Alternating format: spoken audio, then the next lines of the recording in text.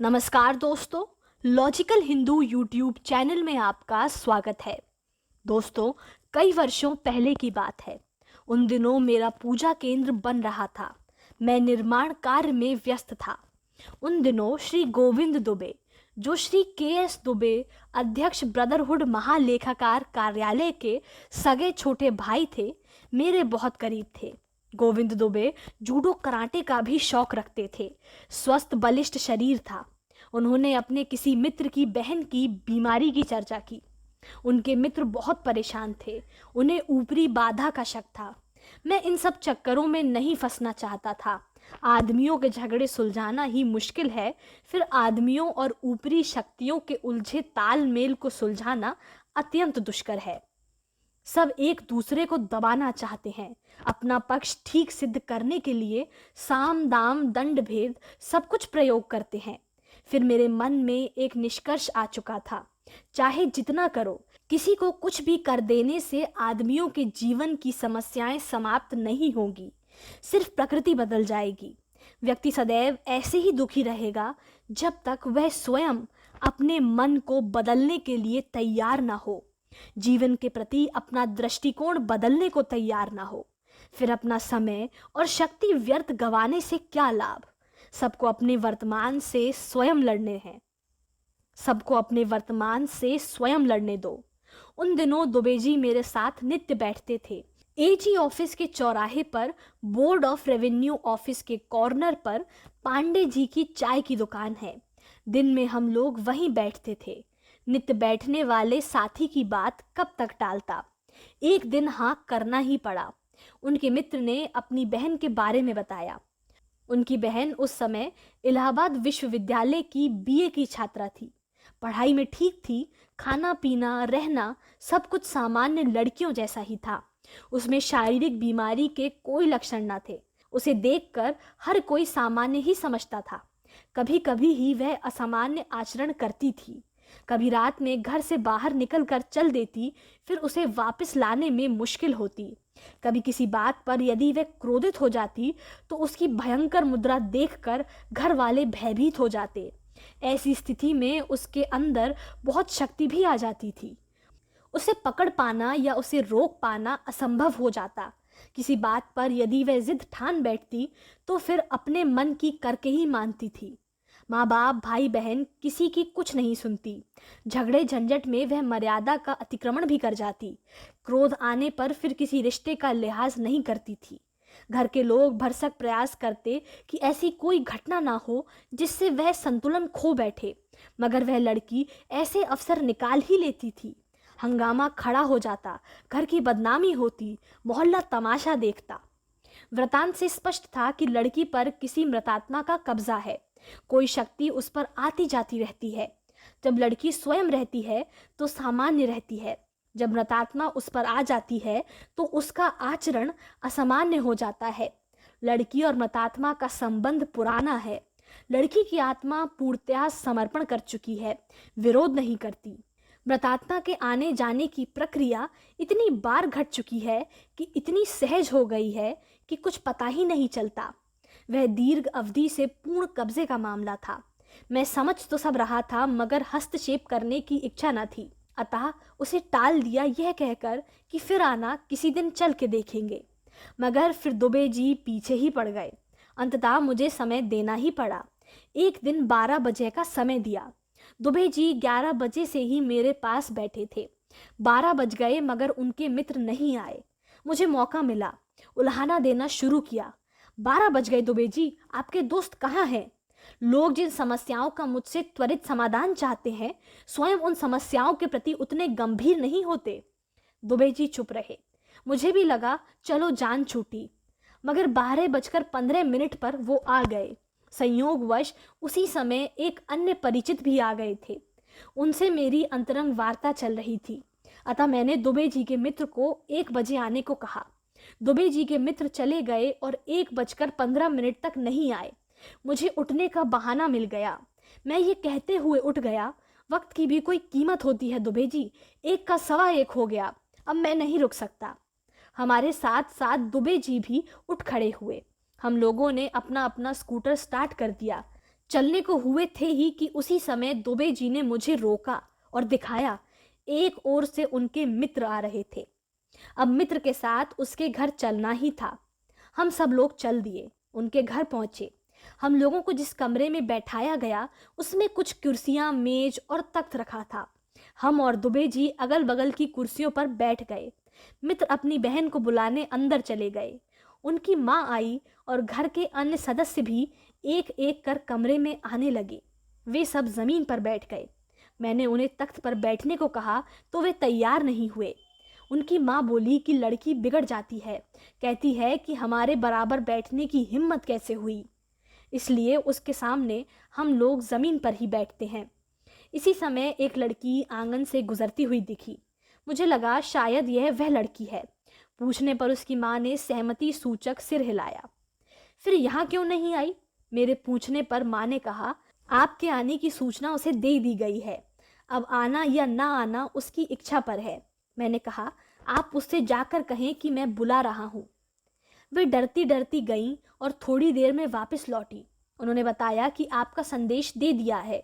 उसने थोड़ी झुंझलाहट के साथ कहा कि अभी आते हैं। थोड़ी ही देर में लड़की कमरे में घुसी। उसने अपनी माँ को क्रोधित दृष्टि से घूरा और फिर मेरे सामने आ खड़ी हुई। मैंने उसे सामने तख्त पर बैठने को कहा। वह बैठ गई। मैंने वार्ता प्रारंभ की। क्या नाम है तुम्हारा? हमारा? उसने प्रतिप्रश्न किया। हाँ हाँ, तुम्हारा, मैंने दृढ़ता से पूछा। सुषमा, उसका उत्तर था। कहाँ पढ़ाई हो रही है?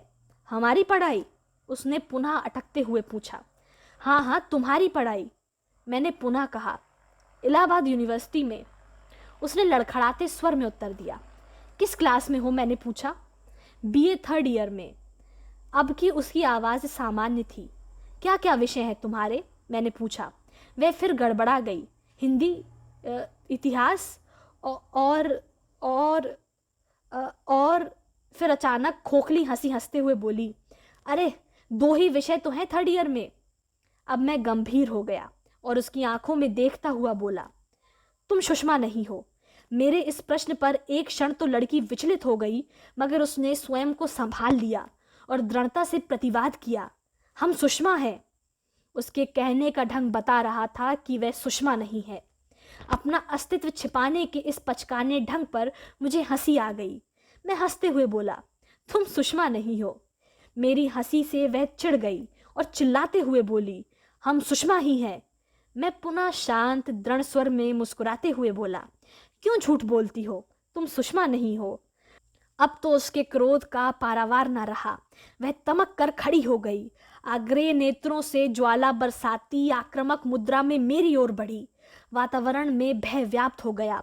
उसके हाव भाव से परिचित लोग समझ रहे थे कि अब वह क्रोधित हो चुकी है और कुछ भी कर सकती है। दुबे जी भी मेरी सुरक्षा के लिए सतर्क हो गए थे। मेरे पास आकर अपना सीना टोकते हुए वह गरजी, मैं कह रहा हूं कि मैं सुषमा हूं। उसके आक्रोश से तटस्थ हंसते हुए मैंने कहा, यार झूठ भी ढंग से बोला जाता है। मैं कह रहा हूं मैं सुषमा हूं। तुम ही बताओ, क्या ये कहने का ढंग मानने वाला है? मेरी बात सुनकर उसका क्रोध हवा में उड़ गया। मैंने आगे कहा, न जाने किस पाप कर्मों के फलस्वरूप इस योनि में फंसे हो और फिर पाप कर रहे हो, मुझसे झूठ बोल रहे हो। अब सुषमा शांत हो चुकी थी। मैंने उसे तख्त पर बैठने को कहा। वह बैठ गई।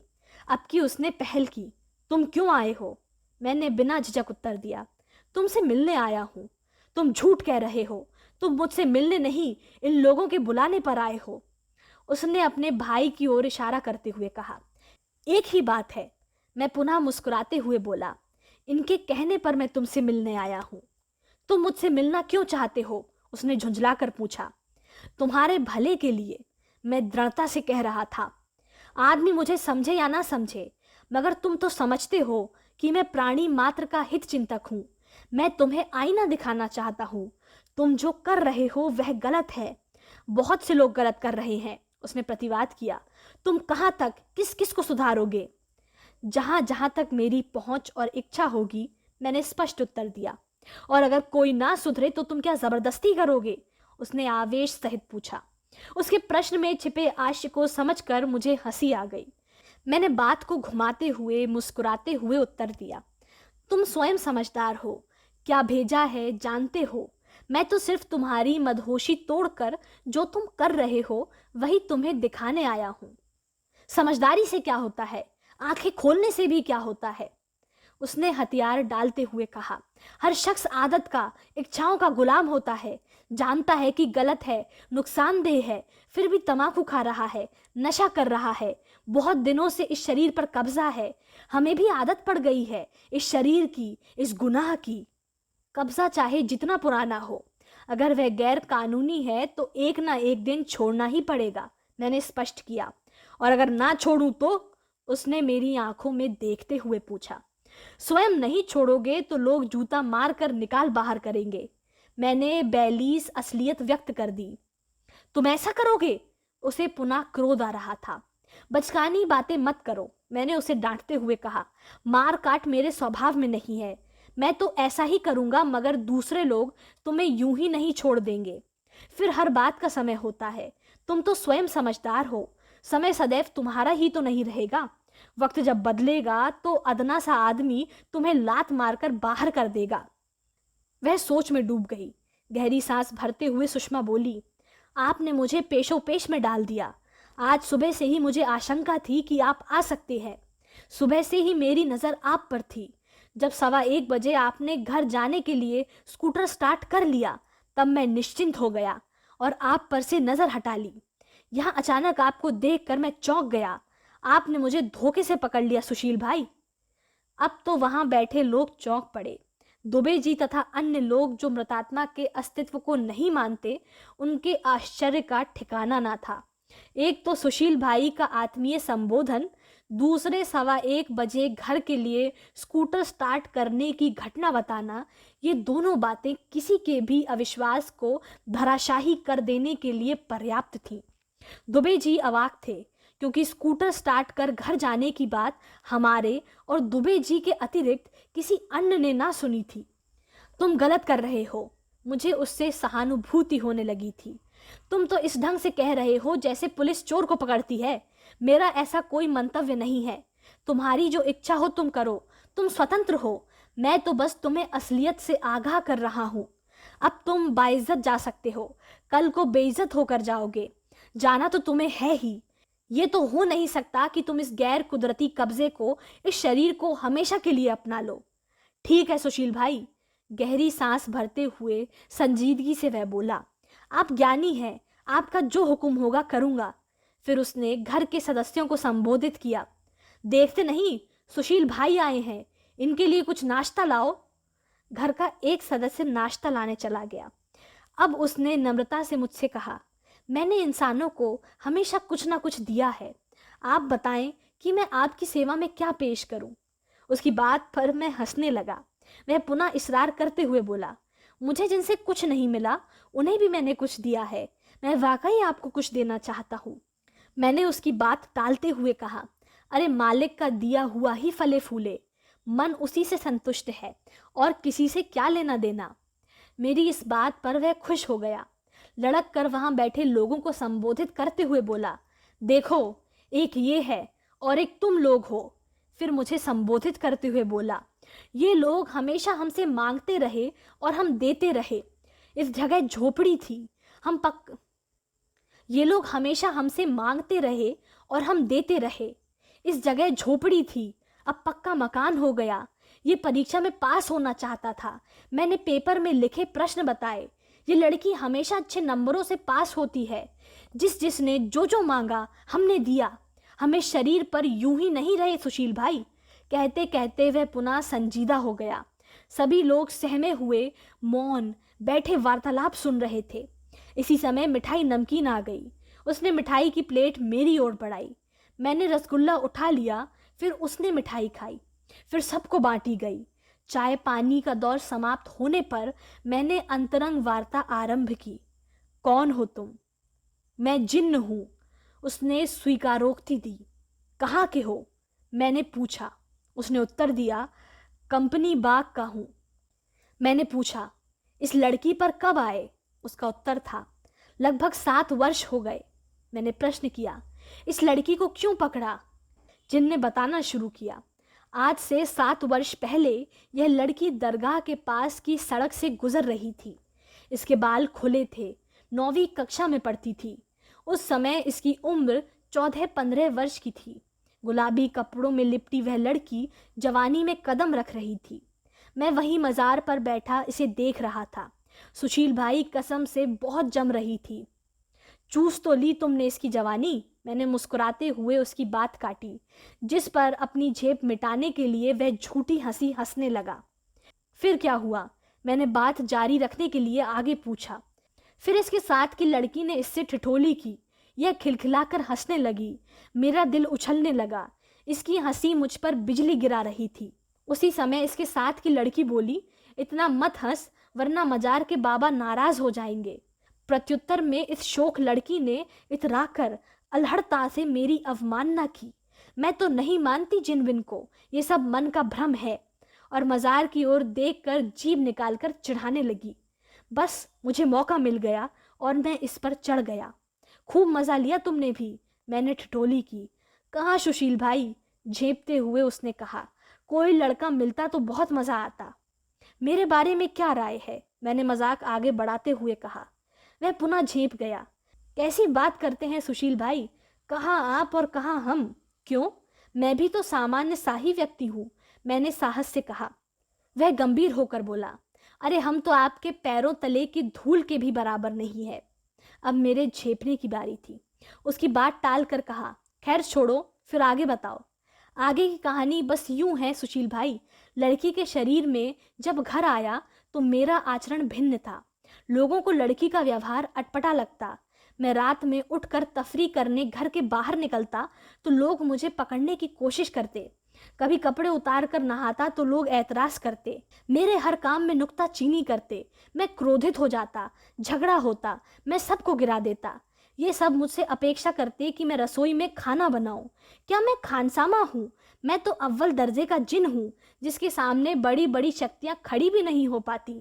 मेरी शख्सियत से अनभिज्ञ ये लोग तांत्रिक ओझा को बुलाने लगे। बनारस, विंध्याचल और जाने कहाँ कहाँ ले गए। मैं कभी भूत बन जाता, कभी प्रेत बन जाता, कभी चुड़ैल बन जाता, सबको खूब नाच नचाता। कभी कभी जब कोई तांत्रिक बल प्रयोग करने की चेष्टा करता तो फिर मुझे उसे पटकनी देनी पड़ती। मेरा खेल देखकर वे सब डर गए, निराश हो गए। फिर मैंने इन्हें लालच दिया, इनकी इच्छाओं की पूर्ति की। धीरे धीरे समझौता हो गया। मुझे भी इनकी लड़की की मर्यादा का एहसास हो गया। ये भी मुझे स्वीकार करने को तैयार हो गए। तो अब क्या इरादा है, मैंने उससे पूछा। जो आपका हुक्म हो सुशील भाई, जुबान दे दी तो फिर मैं नहीं बदलूंगा। मगर, कहकर वो चुप हो गया। मगर क्या, मैंने पूछा। बाबा मुझे बहुत मारेंगे। उसकी आंखें भयाकुल हो गई थी। मैंने बहुत बड़ा गुनाह किया है, बाबा मुझे नहीं बख्शेंगे, मुझे कबूल नहीं करेंगे, फिर मैं कहाँ जाऊँगा? कहते कहते वह रुआंसा हो गया। फिर आजीजी से मुझसे बोला, आप बाबा से मेरी सिफारिश कर दीजिएगा, वो आपकी बात मान लेंगे। ठीक है, उसे निश्चिंत करते हुए मैं बोला, मैं बाबा से कह दूंगा। ठीक ही था, लड़की को छोड़ना था और जहाँ पर वह था वहाँ के मुखिया यदि उसे कबूल न करते तो बेचारा कहाँ जाता। मेरे आश्वासन से निश्चिंत होकर उसने पूछा, कैसे जाऊं? आप अपनी शक्ति से मुझे वहां भेजेंगे या? क्यों, मैंने पूछा। क्या तुम स्वयं वहां नहीं जा सकते?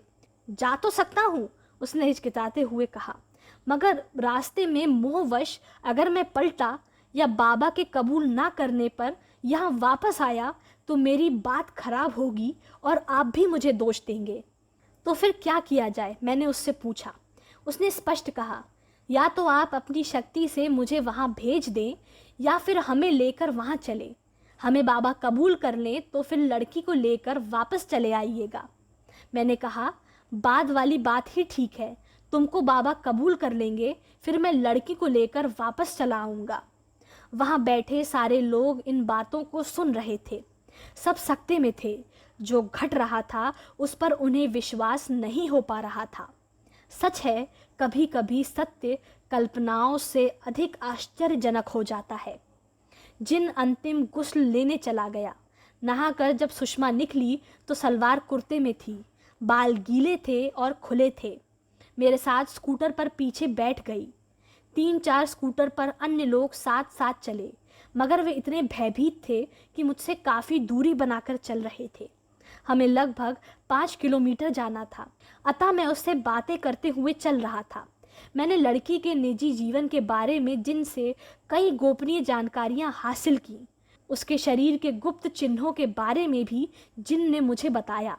यह भी बताया कि किन किन लोगों ने उससे नाजायज़ संबंध बनाने की चेष्टा की थी। वे नहीं जानते थे कि जिन क्या बला है। रात में अकेली लड़की देखी, लपक लिए। उसके बाद जिन ने उनके साथ क्या किया सुनकर हंसते हंसते स्कूटर चलाना मुश्किल होने लगा।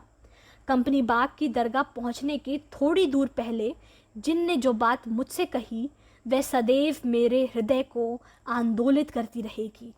गुनाहों के बोझ तले अपराध बोझ से ग्रस्त दर्द भरे स्वर में उसने पूछा था, सुशील बाई, क्या मैं बहुत नीच, गिरी हुई, भ्रष्ट शख्सियत हूँ?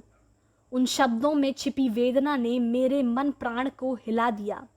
उसे सांत्वना देते हुए बेसाख्ता मेरे मुख से निकला था, नहीं यार, तुम तो एक अच्छी शख्सियत के मालिक हो।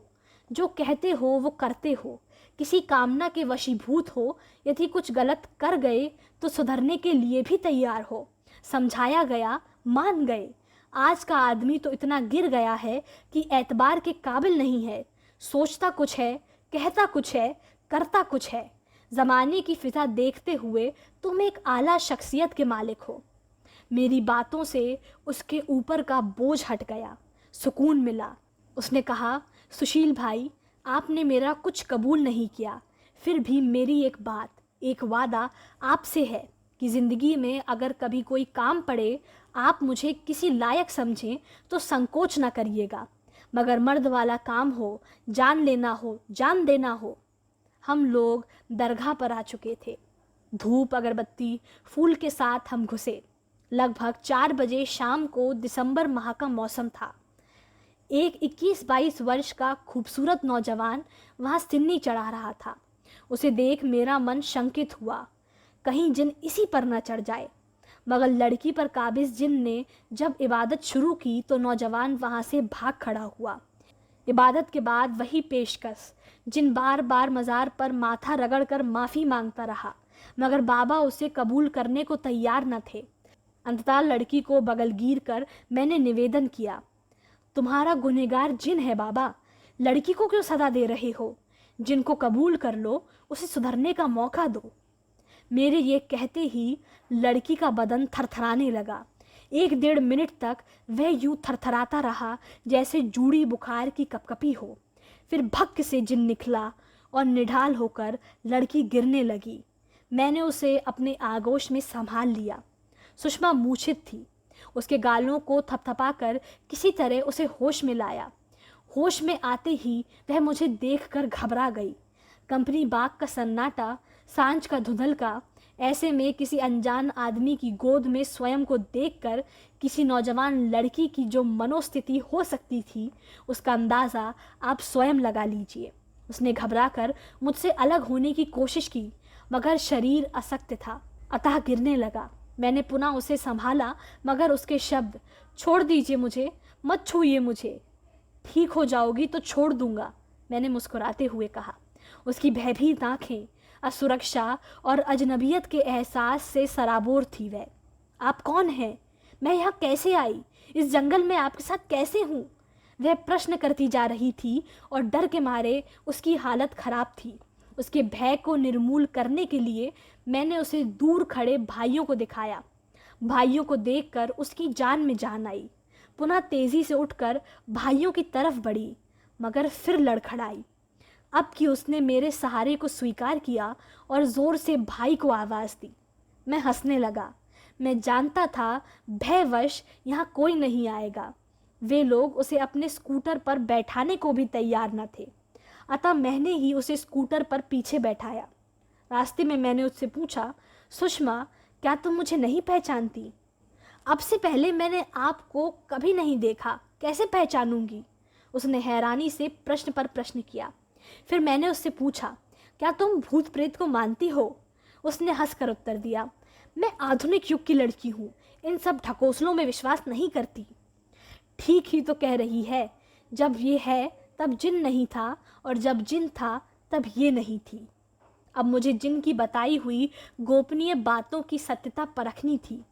जैसे ही मैंने उसके शरीर के चिन्हों और गोपनीय बातों का जिक्र किया, वह लड़की भय और आशंका से कांपने लगी। आप हमारे बातें में इतनी बातें कैसे जानते हैं?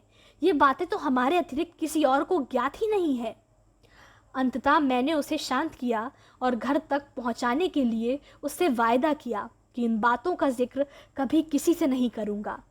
प्यार से, सहानुभूति से आश्वासन देकर उसके निर्थल मन को निश्चिंत कर वापस आया।